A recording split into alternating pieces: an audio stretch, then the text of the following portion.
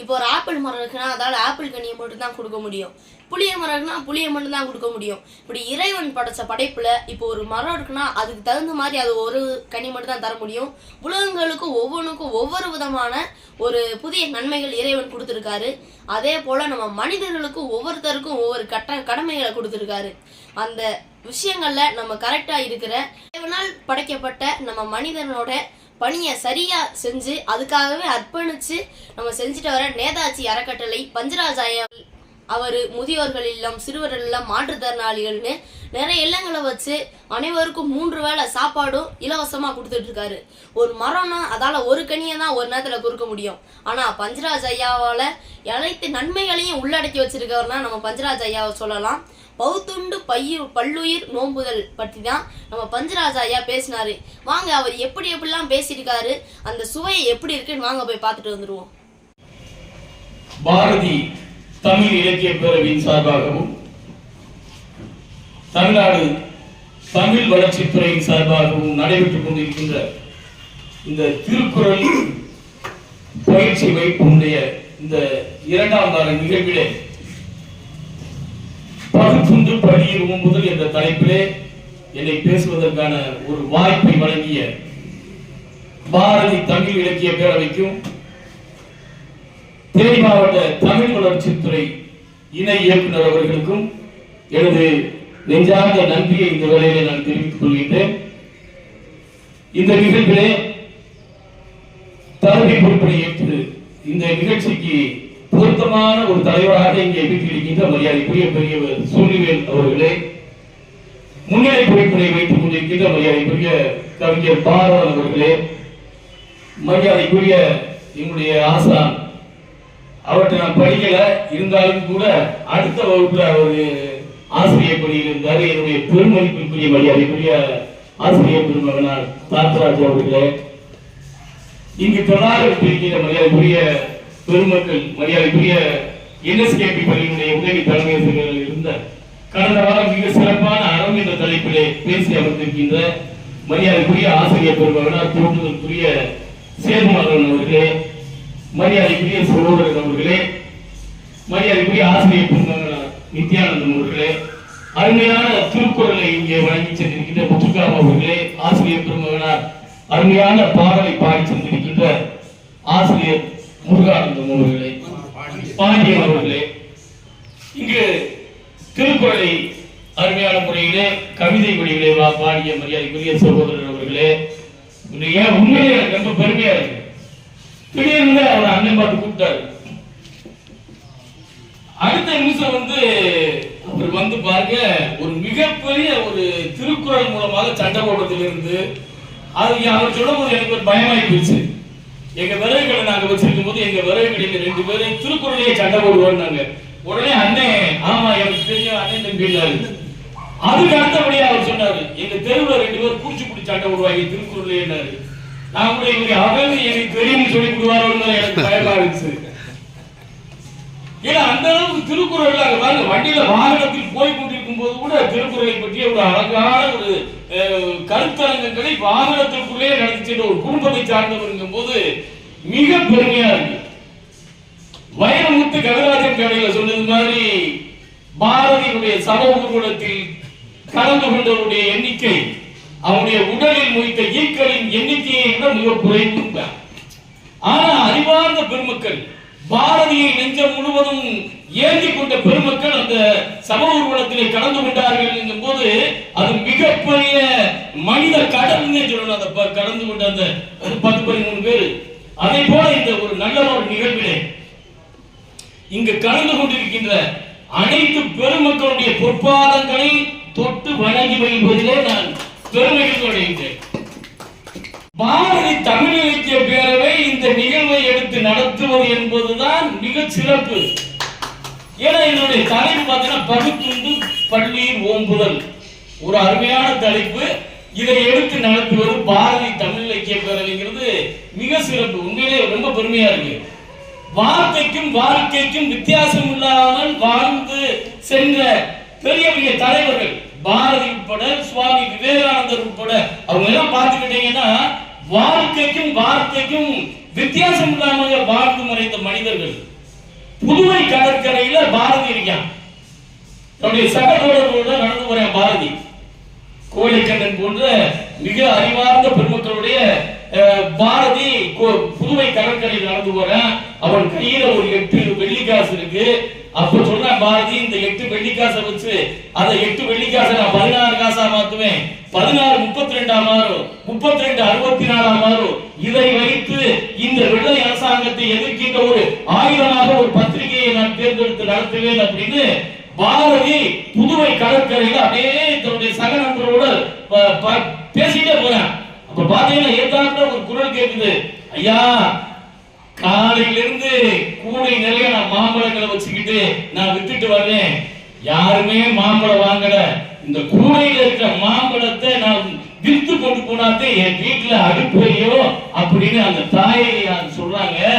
இதை கேட்டுக்கிட்டு இந்த பாரதி அவை கனவு கொண்டான், வெள்ளையை எதிர்க்கிறதுக்கான ஒரு ஆயுதமாக நான் இந்த பணத்தை நான் பயன்படுத்துவேன் என்ற பாரதி அந்த ஏழை தாயினுடைய கண்ணீர் குறைந்த அந்த வாச குரலை கேட்ட உடனே கையிலிருந்து அந்த 8 பணத்தை கொடுத்து அந்த மாம்பழ கூடையை வாங்கினான் என்பது வரலாற்று செய்தி. இதை ஏன் சொல்றேன்னு சொன்னா, வார்த்தைக்கும் வாழ்க்கைக்கும் வித்தியாசம் இல்லாம வாழ்ந்து மறைந்தவன் யார் என்று சொன்னார் மகாகவி பாரதி. அதனாலதான் காக்கை குருவி எங்கள் ஜாதி, நீ கடலும் மலையும் எங்கள் கூட்டம், நோக்கும் திசையெல்லாம் இமையன்றி நேரில்லை, நோக்க நோக்க கடியாட்டம்.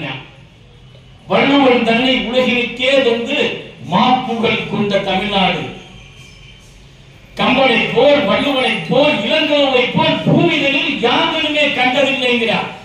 வார்த்தைக்கும் வாழ்க்கைக்கும் வித்தியாசம் இல்லாமல் வாழ்ந்து மறைந்தவன்.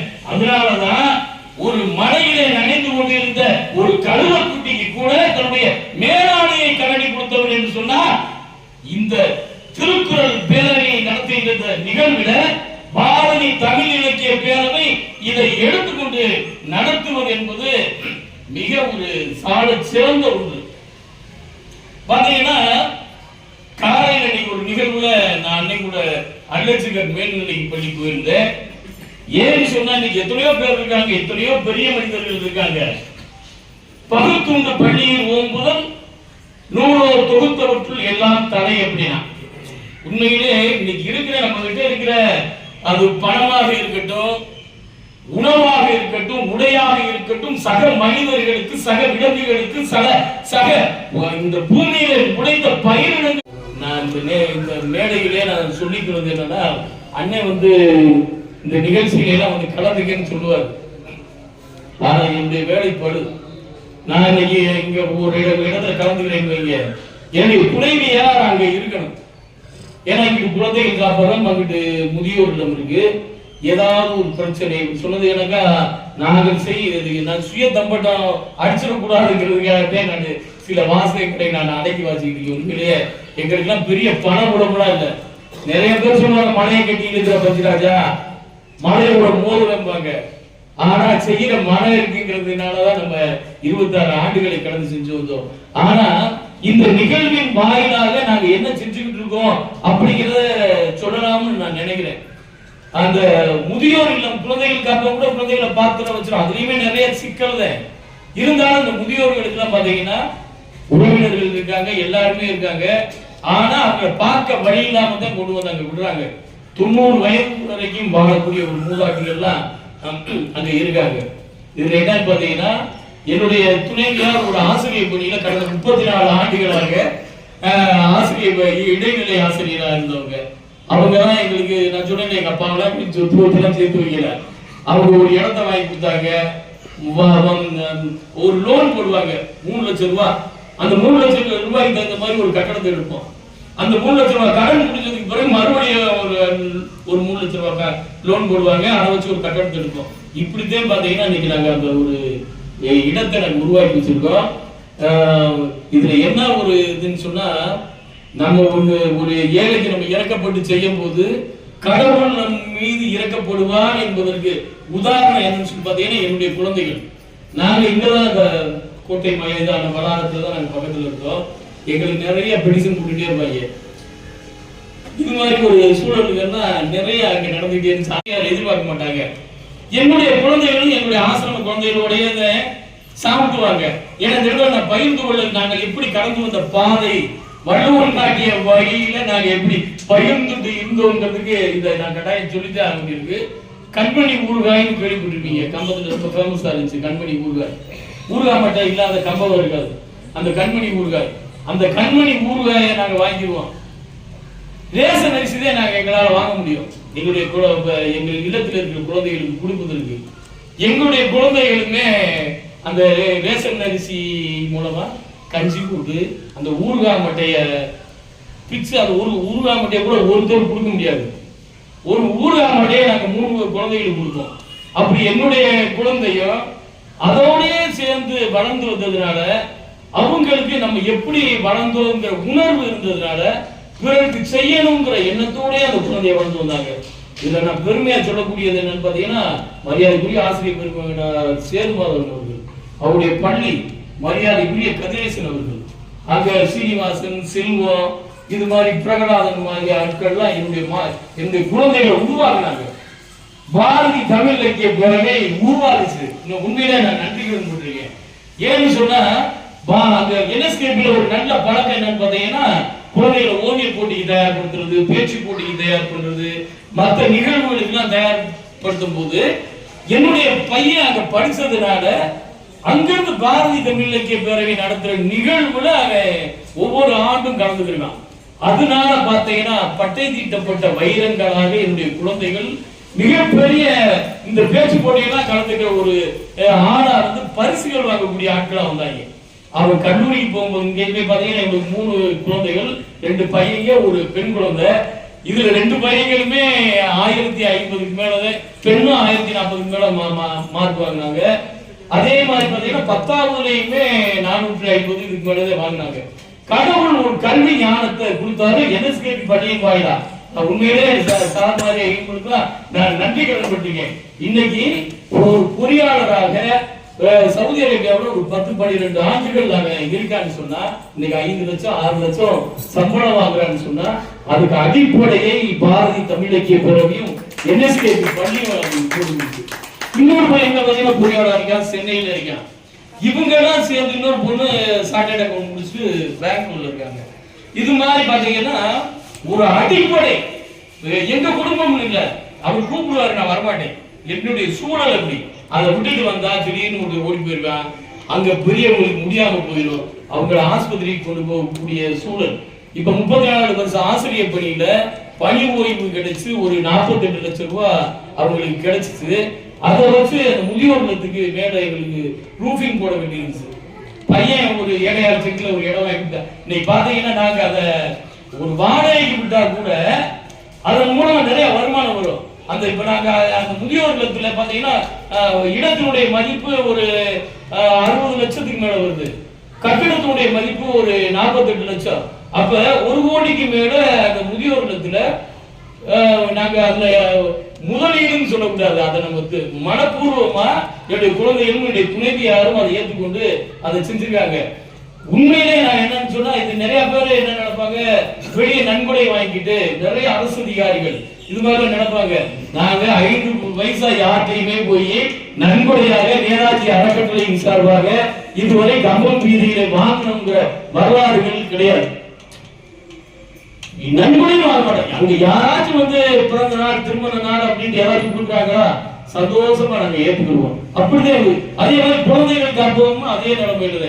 அதே மாதிரி ஒரு 60-70 லட்சம் ரூபாய் முதலீடு இதுல அந்த கட்டணத்தை நாங்க உருவாக்கி வச்சிருக்கோம். இதை நாங்க வேற எதையாச்சும் இந்த 2 கோடி ரூபாயை நாங்க முதலீடு பண்ணியிருந்தோம்னா நாங்க வாரில் உட்கார்ந்துக்கிட்டு காரடிச்சுக்கிட்டே சாப்பிட்டுக்கிட்டு இருக்கலாம். ஆனால் யாருக்காவது எதையாவது செய்ய வேண்டும் என்ற நோக்கத்தோட நாங்க அந்த அறப்பணியை நாங்க வள்ளுவர் காட்டிய வழியில நாங்க செஞ்சுக்கிட்டு இருக்கோம். இதுல என்னன்னு பாத்தீங்கன்னா, இப்ப ஆசிரியர் என்னுடைய துணைவியார் பணி ஓய்வுக்கு பிறகு 5 பேர் அங்க படுத்த படுக்கையாவே இருந்தாங்க. பணி ஓய்வாகி அங்க வரும்போது அவங்களுக்கு பேம்பர்ஸ் மாட்டி விட்டுட்டு அவங்களுக்கு அந்த ஒவ்வாமை காரணமா அந்த பேம்பர்ஸ் எல்லாம் பிச்சு விட்டுருவாங்க. வயது முதிர்ப்பின் காரணமா பிச்சு விட்டுருவாங்க. அப்ப அந்த பாத்தீங்கன்னா அவங்க படுக்கை முழுக்க பாத்தீங்கன்னா மனம் ஜலமாத்தே இருக்கும். காலையில எந்திரிச்சு காலையில மட்டும் கிளீன் பண்ண முடியாதத 3 நேரமுமே அதை போய் நம்ம சுத்தப்படுத்தணும். சுத்தப்படுத்தாட்டி மாவட்ட நிர்வாகத்துல இருந்து வந்து நீங்க எல்லாம் என்ன இல்ல நடத்துறீங்க பூரா கூட வார அடிக்குதுன்னு அரசு மாவட்ட நிர்வாகத்துல இருந்து அரசாங்கத்துல இருந்தோ நம்ம 5 பைசா பணம் வாங்காம நம்ம நடத்திட்டு இருக்கோம். ஆனாலும் அந்த இடத்தை நம்ம அவங்களுக்கு சுத்தமா பண்ண வேண்டியிருக்கு. ஒரு 5 பேருக்கு அந்த பேப்பர்ஸ் மாட்டிட்டு டெய்லி அவங்களை சுத்தப்படுத்தி அவங்க இறந்து போனார்களும் அவர்கள் நல்லடக்கம் செய்யறது வரைக்கும் அந்த பணியை வள்ளுவன் காட்டிய வழியிலே நாங்க செஞ்சுக்கிட்டு இருக்கோம். உண்மையிலே இந்த வேலையிலே எங்களை பற்றி கூறுவதற்கும் வள்ளுவனுடைய அந்த ஈகை பெருங்குணத்தை பற்றி பேசுவதற்கும் வாய்ப்பளித்த பாரதி தமிழ் இலக்கிய பேரவைக்கும் தமிழ் வளர்ச்சித்துறை இணை இயக்குனர் அவர்களுக்கும் இதுவரை செவிகூர்ந்து கேட்ட உங்கள் அனைவருடைய நல்லுள்ளங்களுக்கும் என்னுடைய நெஞ்சம் நிறைந்த நன்றிகளை இதயபூர்வமாக வழங்கி வாய்ப்புக்கு நன்றி கூறி விடைபெறுகிறேன். நன்றி, வணக்கம்.